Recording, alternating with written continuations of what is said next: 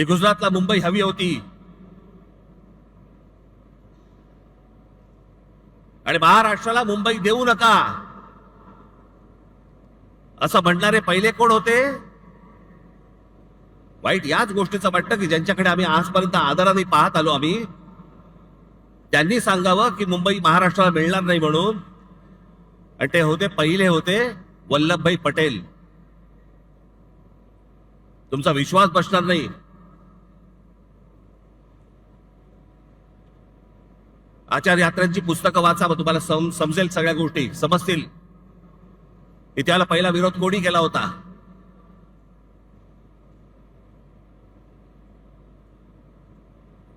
हे आत्ताचं नाहीये, हे जुनं आहे. हे आत्ता फक्त सगळ्यांच्या सहाय्याने ते करत येत आहेत आणि त्याच्यासाठी बोगस मतदार भरले जात आहेत, जेणेकरून ह्याच्यातनं सगळे खासदार आमचे, आमदार आमचे, जिल्हा परिषद आमच्या, महानगरपालिका आमच्या, नगरपालिका आमच्या, सगळे एकदा हातामध्ये आलं. तुम्ही काय करणार आहात? नंतर काय करू शकता तुम्ही? नंतर काही नाही. एकदा हाताबंद गेलं, जमीन एकदा हाताबंद गेली परत येत नाही. आणि जमीन हेच तुमचं अस्तित्व आहे. ते एकदा हाताबद्दल गेलं, त्याच्यासाठीची ही सगळी रचना आहे. माझ्या महाराष्ट्रातल्या सगळ्या मतदारांना माझी विनंती आहे, सतर्क रहा.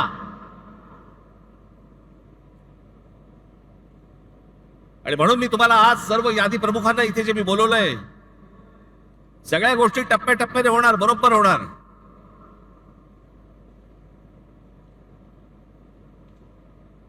मी ज्या सर्व संपूर्ण यादी प्रमुखांना बोलवलंय, मुंबईचे आहेत, ठाण्याचे आहेत, कल्याण डोंबिवलीचे आहेत, नवी मुंबईचे आहेत, मीरा भाईंदरचे आहेत.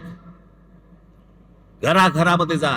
माझी मतदारांनाही माझी विनंती आहे की आमचे लोक ज्यावेळेला येतील, इतर सहयोगी पक्षांचे पण लोक ज्यावेळेला येतील, त्यांना सहकार्य करा.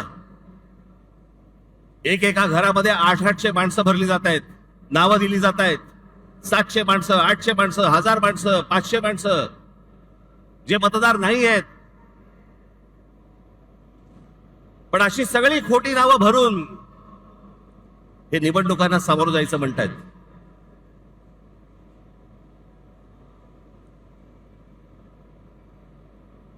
हे ज्या निवडणुका घ्यायचं म्हणतायत ना, हे जोपर्यंत ही मतदार यादी पूर्णपणे स्वच्छ होत नाही,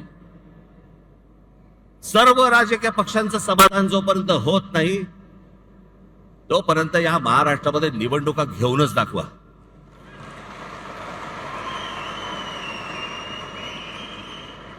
या महाराष्ट्रातल्या निवडणुका शांततेने पार पाडायच्या असतील, पहिली ती मतदार यादी स्वच्छ करा.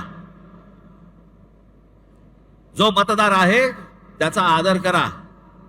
जो खरा मतदार आहे त्याला मतदान करू द्यात. कोण सत्तेवरती येईल आणि कोण पराभूत होईल याच्याशी मला कर्तव्य नाही, पण जे मतदान होईल ते खरं होईल, या दृष्टिकोनात निवडणुका झाल्या पाहिजेत.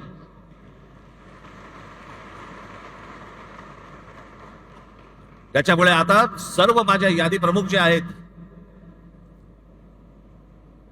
माझे शाखाध्यक्ष आहेत, उपशाखाध्यक्ष आहेत, माझे गटाध्यक्ष आहेत, यादी प्रमुख आहेत, प्रत्येक ठिकाणी कोण कोण राहत आहेत, किती किती माणसं राहत आहेत, कोण कोण मतदार आहेत, तपासायला सुरुवात करा.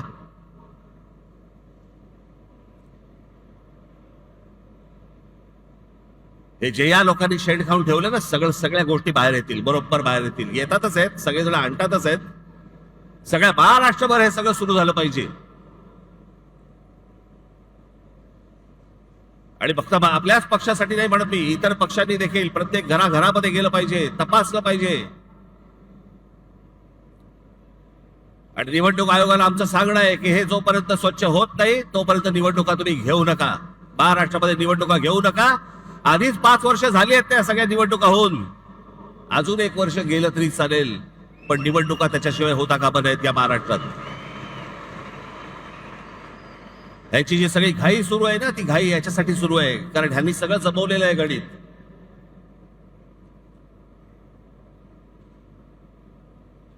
पुढे या सगळ्या गोष्टींचं पुढे कसं कसं जायचंय, कुठे कुठे जायचंय, ह्याचे प्रत्येकाचे टप्पे ठरलेले आहेत, योग्य वेळी सांगणार. पण आज 3 वाजता एक सर्वपक्षीय पत्रकार परिषद आहे, ज्याच्यामध्ये शिवसेनेचे लोक असतील, आमचे लोक असतील, राष्ट्रवादी काँग्रेसचे लोक असतील, सर्वच पक्षाचे लोक असतील. सत्ताधारी पक्षाच्या लोकांना पण यायचं असेल तर येऊ शकतात.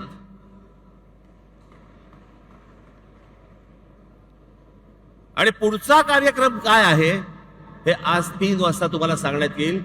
त्याची प्रतीक्षा करा आणि तयारीला लागा.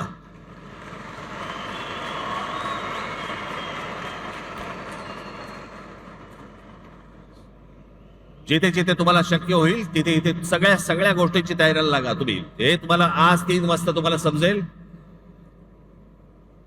ही पत्रकार परिषद होईल त्यावेळेला. पण आज तुम्ही इकडे जण आलाय, मला फक्त आपल्याला एवढंच सांगायचं आहे की कशासाठी काय चालू आहे षडयंत्र ते सर्वांनी ओळखा आणि मतदार याद्यांवरती जोरात कामाला लागा. एवढंच सांगण्यासाठी म्हणून मी आज आपल्या सर्वांसमोर मी इथे आलोय. जाताना सर्वजण नीट जा आणि घराघरापर्यंत, नागरिकांपर्यंत प्रत्येकाकडे पोचा. ज्याला जाल त्याला नम्रपणे जा, शांतपणे जा, त्यांची विचारपूस करा आणि सगळ्या गोष्टी या तुम्ही तुमच्याकडे कागदावरती लिहून काढल्या पाहिजेत. एवढंच सांगण्यासाठी म्हणून मी आज आलो. दिवाळीच्या मध्यात तुम्हाला बोलवलं त्याबद्दल दिलगिरी, परंतु आपण आलात त्याबद्दल मी आपला सर्वांचे आभार मानतो. धन्यवाद. जय हिंद, जय महाराष्ट्र. आता isakal.com आहे देशातील नंबर 1 ची मराठी न्यूज वेबसाईट. प्रत्येक अपडेटसाठी isakal.com ला नक्की भेट द्या.